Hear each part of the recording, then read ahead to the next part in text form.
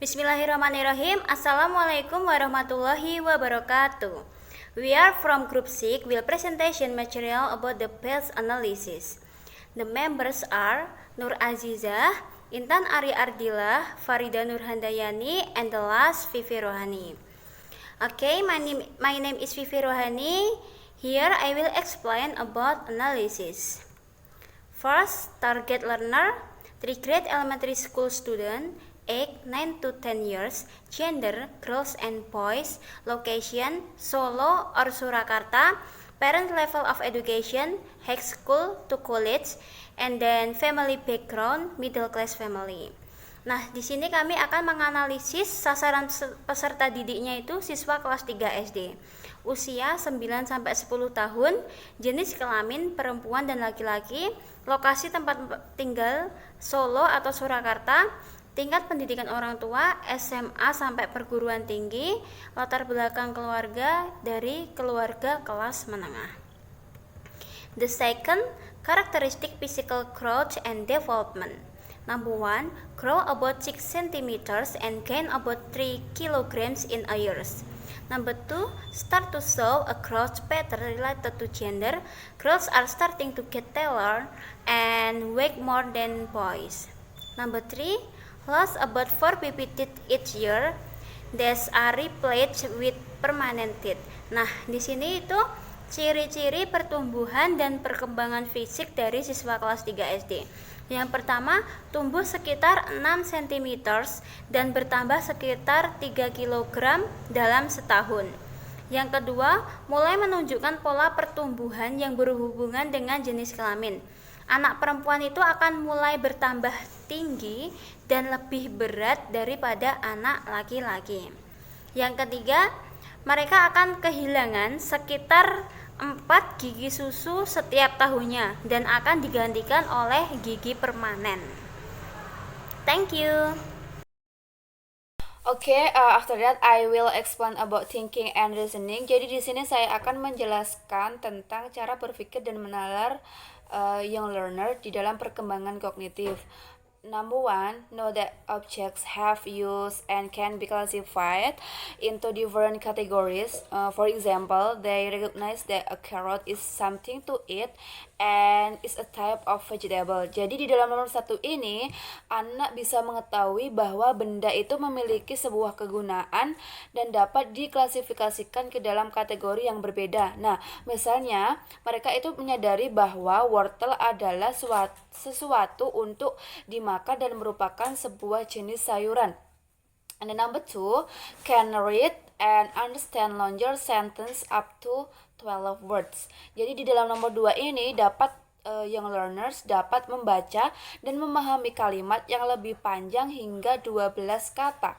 And then number 3, can add and subtract 2-digit numbers, understand functions, and are learning how to borrow and carry values. Jadi di dalam nomor 3 ini, young learners dapat menambah dan mengurangi angka 2 digit, memahami pecahan, dan belajar meminjam dan membawa nilai. And then number 4, like organization and planning, such as making plans ahead of time with friends. Jadi young learner suka organisasi dan sebuah perencanaan, seperti membuat rencana sebelumnya dengan teman-temannya atau entah itu untuk bermain dan yang lain-lain. And then number 5, think independently. Most children are improving their decision making skills. Nah, di sini pikiran si young learners bisa memikir secara sendiri atau mandiri. Sebagian besar anak-anak itu bisa meningkatkan keterampilan pengambilan keputusan mereka. And then number 6, can accomplish increasingly more complex tasks and projects in school, such as book reports. Jadi di sini young learners dapat menyelesaikan sebuah tugas dan proyek mereka yang semakin kompleks di sekolah, seperti laporan sebuah buku. Okay, after that, I will explain about the emotional and social development. Jadi di sini saya juga akan menjelaskan mengenai perkembangan sosial dan emosi di usia young learners. Number one, recognize basic social norms and appropriate behavior. Jadi nomor satu ini anak dapat mengenali norma-norma sosial, dasar dan perilaku yang sesuai dengan usianya. And then number two, can control their anger most of the time. Jadi di sini anak dapat mengontrol kemarahan mereka hampir sepanjang waktu. And then number three, have caring, solid and friendships. Jadi di sini yang learner itu memiliki perhatian, persahabatan yang solid. And then number four, have create a strong sense of empathy, which is understanding and being sensitive to the feelings of others. Jadi di sini anak itu telah memperoleh rasa empati yang kuat, yaitu dapat memahami dan peka terhadap perasaan orang lain. And number five, have more stable emotions than in the previous year. Mood swings may still occur, but not as frequently as before. Jadi di sini anak itu memiliki emosi yang lebih stabil dibandingkan dengan sebelumnya. And then number six, have overcome most fears that were common in early childhood, but they often start having more anxiety from common successful situations and such as school performance. Jadi di sini anak young learners itu telah mengatasi sebagian besar ketakutan yang umum terjadi pada diri mereka, sering mulai memiliki lebih banyak kecemasan dari situasi stres yang umum seperti pekerjaan sekolah, PR dan lain-lain. And then number seven, are curious about relationships between boys and girls. Few will admit to this interest. Jadi di sini si young learners tersebut ingin tahu tentang hubungan antara anak laki-laki dengan perempuan secara intens. Sedikit yang akan mengakui minat ini, maksudnya itu dia lebih ingin, kayak rasa ingin tahunya itu lebih tinggi. Okay, hi everyone, I'm Farida. I will continue the explanation from Mbak Azizah about characteristics of children by age 9 until 10 in the language development. So, most children by age 9 until 10, they read frequently and enjoy books. So, mereka itu mulai menyukai membaca. Misalnya membaca buku cerita, atau maybe they started to like reading comics books and others. And then they often read with a goal of learning about something of interest. Jadi mereka itu mulai membaca yang bertujuan untuk mempelajari hal-hal yang mereka sukai. And then they have speech pattern that are nearly at an adult level. Jadi cara bicara mereka, pattern bicaranya mereka itu mulai mendekati levelnya orang dewasa. Mulai bisa dipahami dan bicaranya udah jelas gitu ya. Next characteristics is sensory and motor development.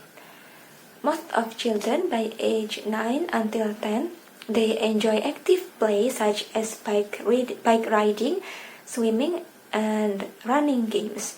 Jadi di usia ini mereka itu masih aktif ya. Mereka menyukai kegiatan-kegiatan yang aktif seperti bersepeda, kemudian berenang, atau bermain yang sambil lari-larian gitu. Next, they become increasingly interested in team sports.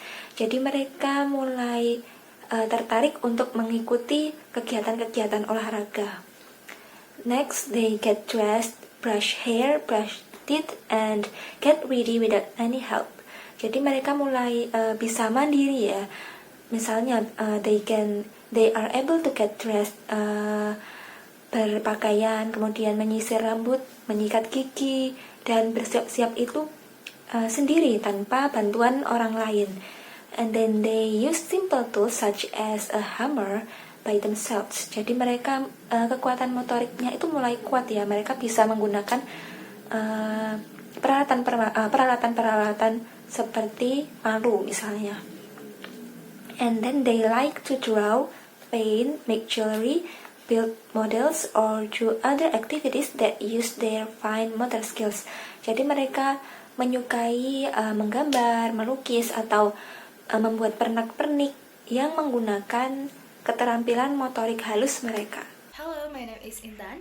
In here I will explain about student English skill and student need. Pada kesempatan kali ini saya akan menjelaskan tentang kemampuan yang dimiliki oleh anak. Kemampuan apa? Kemampuan bahasa Inggris dimiliki oleh anak. Kemudian kebutuhan apa aja sih yang diperlukan anak dalam belajar bahasa Inggris tersebut? Nah, jadi pada usia ini kemampuan atau skill bahasa Inggris mereka itu meliputi yang pertama, anak itu akan introduce themselves and other. Jadi dia tuh akan memperkenalkan dirinya sendiri dengan orang lain. Jadi dia tuh mampu memperkenalkan dirinya dan dia udah mampu memperkenalkan orang lain. Contohnya seperti memperkenalkan nama ibunya, nama ayahnya, nama, mungkin kalau ia mempunyai adik, dia akan memperkenalkan nama adiknya, atau mungkin memperkenalkan kakaknya dan lain-lain. Nah, yang kedua itu di sini anak itu akan mempunyai kemampuan tentang recognize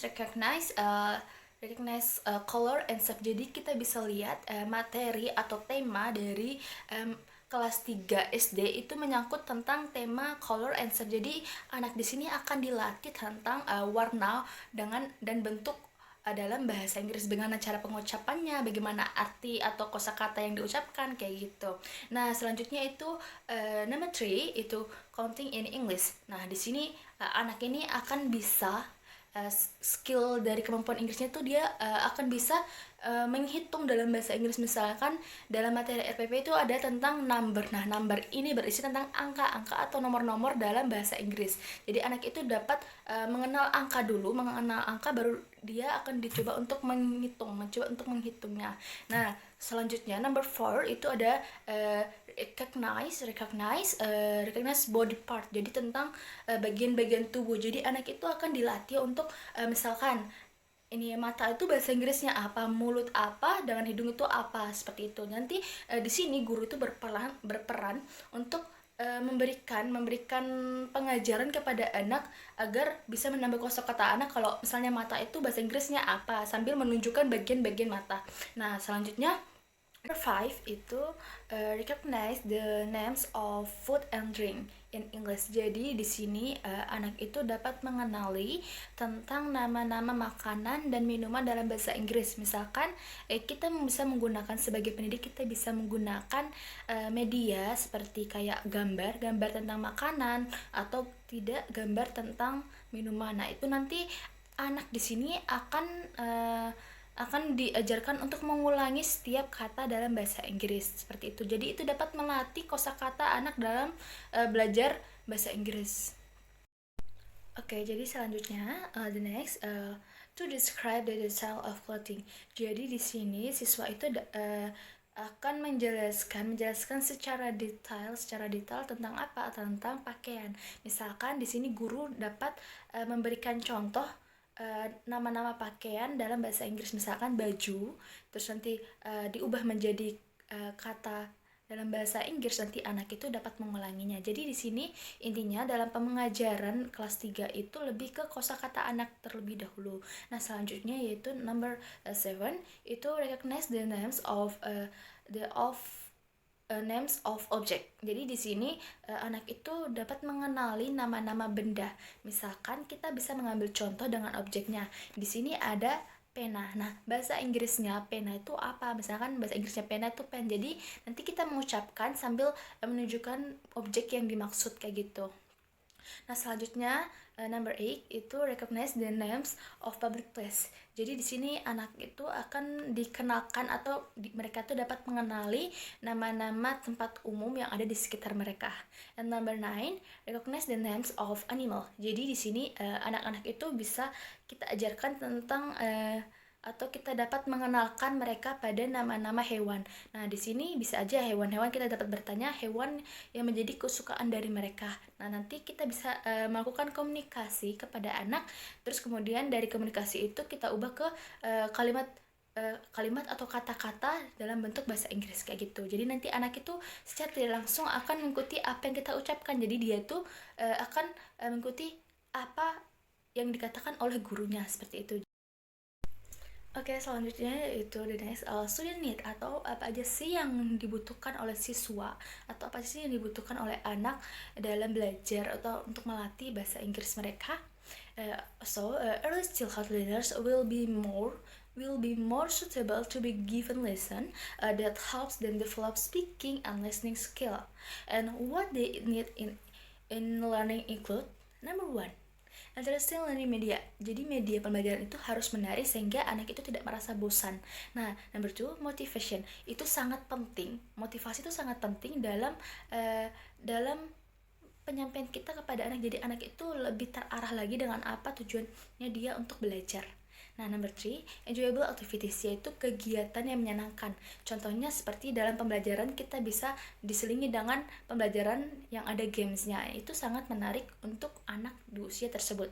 And number 4, itu peaceful atmosphere, yaitu suasana damai. Jadi anak itu sangat senang apabila suasana itu damai, tidak terlalu kemeruh kayak gitu. Oke, sekian dari penjelasan kelompok kami. Apabila ada pertanyaan yang ingin disampaikan, silakan bertanya. Dan apabila ada kata yang kurang berkenan, mohon dimaafkan. Wassalamualaikum warahmatullahi wabarakatuh.